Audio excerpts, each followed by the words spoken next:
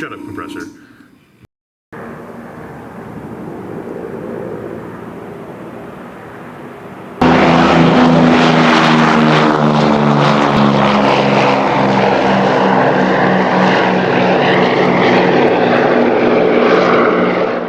Hey everyone, Matt here with Duke's Models, and welcome to episode 6 of the Tamiya P-38F build.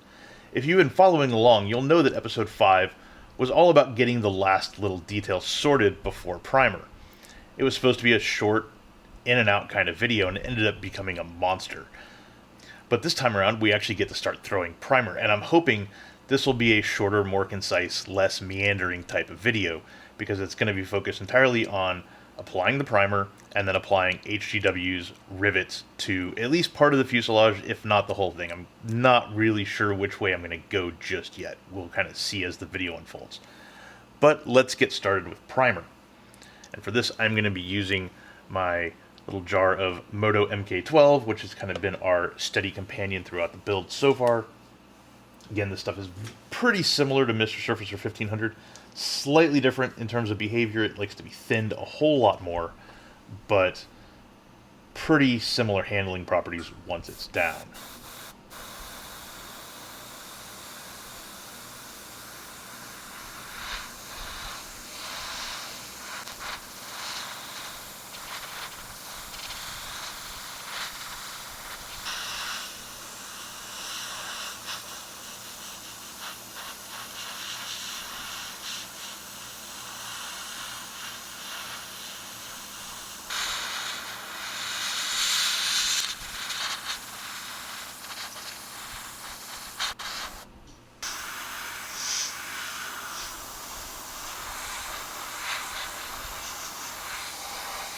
Okay, so the Modo Mk12 is down, and overall things are looking pretty good.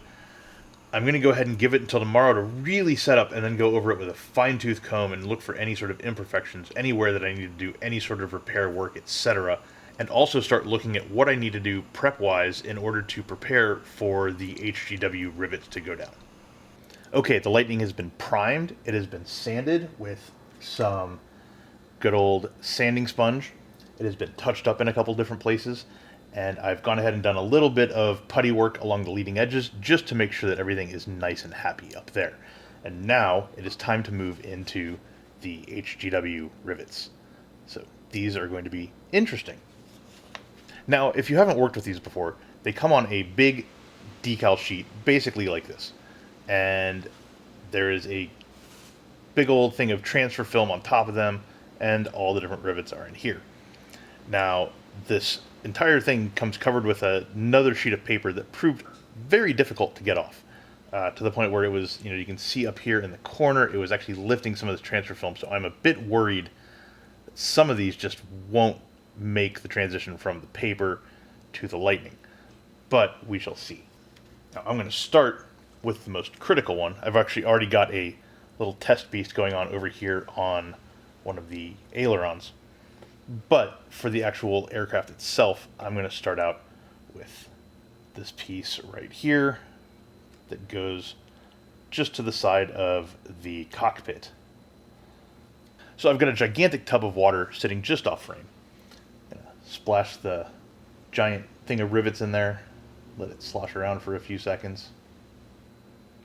Okay, pull that out, drop it on the paper towel over here. Man, the black primer is really blanking everything else out around it, isn't it? I'm actually going to flip this so I can work with it a little bit better.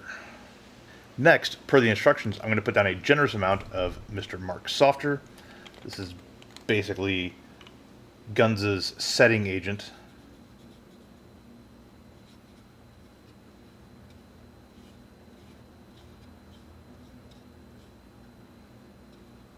They say to put all this stuff down right before the final coat of paint, but I'm not doing that. Sorry.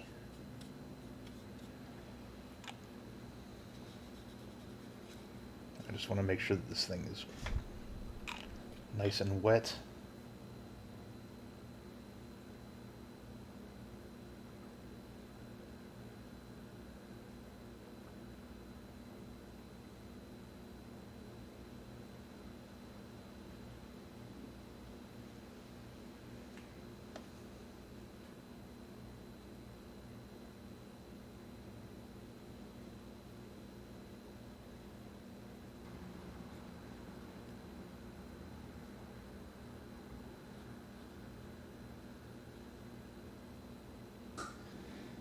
Basically just need to let that sit for a little while. So yeah, basically you let that sit for a while, buff it in with a Q-tip as it kind of starts to hold a little bit better. So I don't want it sloshing around while I'm doing it, so, you know. And then we come back, and once this is all down, peel off the transfer film, and these rivets should be sticking where they are, I hope. Okay, so I've placed a good number of these rivets on the P-38, and it's getting to the point where if I place more, I risk interfering with the ones that have already been placed, so I'm going to let these sit overnight and remove them before I carry on, you know, with the ones that go down here on the booms, on the lower wings, on the inside of the tail, etc. But so far, pretty much so good. You know, these ones up here that are the most critical seem to be doing really well. I'm just kind of coming in here and burnishing them down with the Q-tip every now and then, just to make sure that they are as stuck as they can be.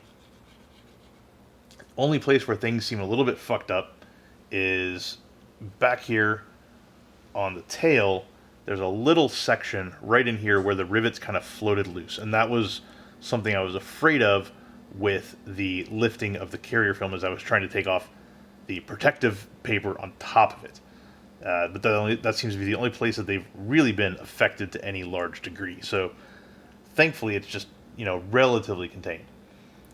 Now, before I move on, I want to address something, and that is the accuracy of these.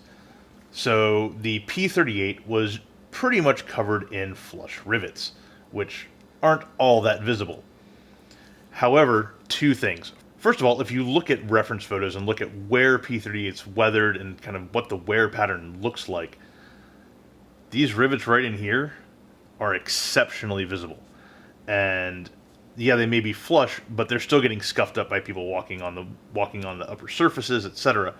And so these will help when it comes to chipping and revealing that sort of a thing, because they're already here, they're already raised, and I can kind of get in there and play with that and make sure that the lines are consistent and match up with what the actual weathering looked like. Out here on the wings, back here on the stabilizer, it's probably a bit less realistic. Again, flush rivets, they don't really show up all that much, especially in 148. However, I would add that these are exceptionally small, and from what I've heard from other people who've used them, they have a tendency to almost vanish under paint. So they will be extremely subtle, which is great. They also will add a little bit of extra oomph in terms of surface detail and surface interest. So even if they aren't 100% accurate, they're going to look cool. And I'm trying to get to a point in my modeling where I'm comfortable veering away from 100% fidelity and accuracy to something that looks cool in the name of making a cooler looking model. So that is why I'm trying these out, to see how that comes out, what I think of it. You know, worst comes to worst, I've got some very subtle bumps on the wings. You know, if it comes out better than that, awesome. If not, it's a good lesson learned, and I can know just to not use these on my next P-38. Okay, it's the next day. The rivets have had overnight and all day to set, and so now it is time to go ahead and remove the transfer film.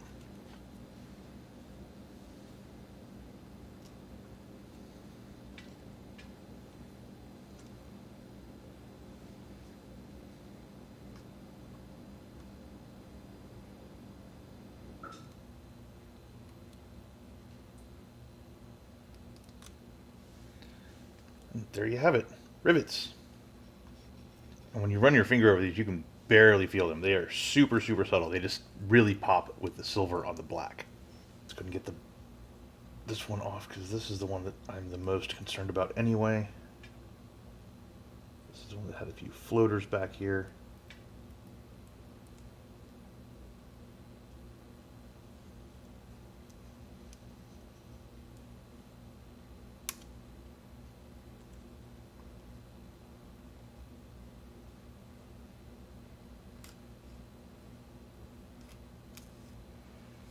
Still, overall, aside from this mess back here, not too bad. I've got to say, this is a super satisfying experience.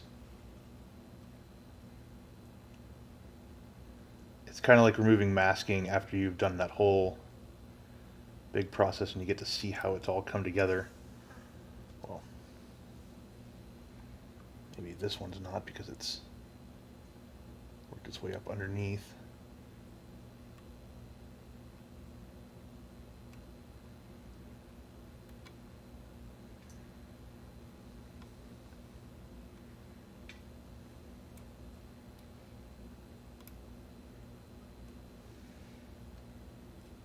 It's kind of like removing masking.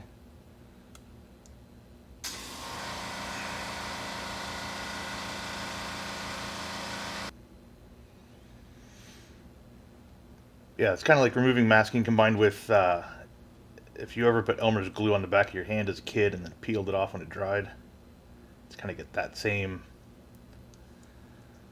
visceral pleasure to it, and these things just look awesome once the film is removed. I can't wait to see what they look like over, or with paint over them. Alright, so I'm going to keep removing these and be back in just a minute. Okay, so I've gone ahead and removed all of the existing carrier film, and as you can see there are still some adhesive areas in here that need a bit of cleaning up, so I'm going to come back in a bit later with some Formula 409 and just knock that down. But next I need to go ahead and get the rest of the airframe riveted up. So I've still got the insides of the tails, I've still got the outside and inside of the booms here, I've got the forward booms inside and outside, and I've got the underside of all this. So no point watching the same thing happen like 40 times, so I'm going to cut the camera off, knock those out, and we'll hop right back in.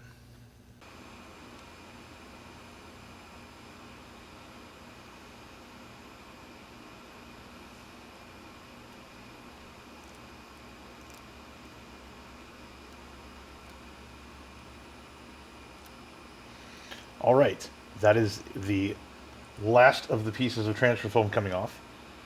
The P-38 has now been fully riveted. Now I need to go in here and clean off some of these adhesive marks, things like that, and we'll be ready to wrap up this video and move into paint. And cleaning off this adhesive is actually really easy. All you do is get a Q-tip wet, just kind of jump in here,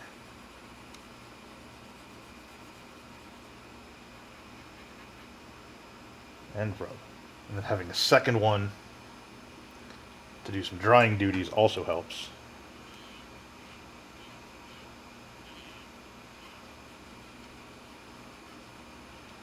And there goes the adhesive. That's really all there is to it.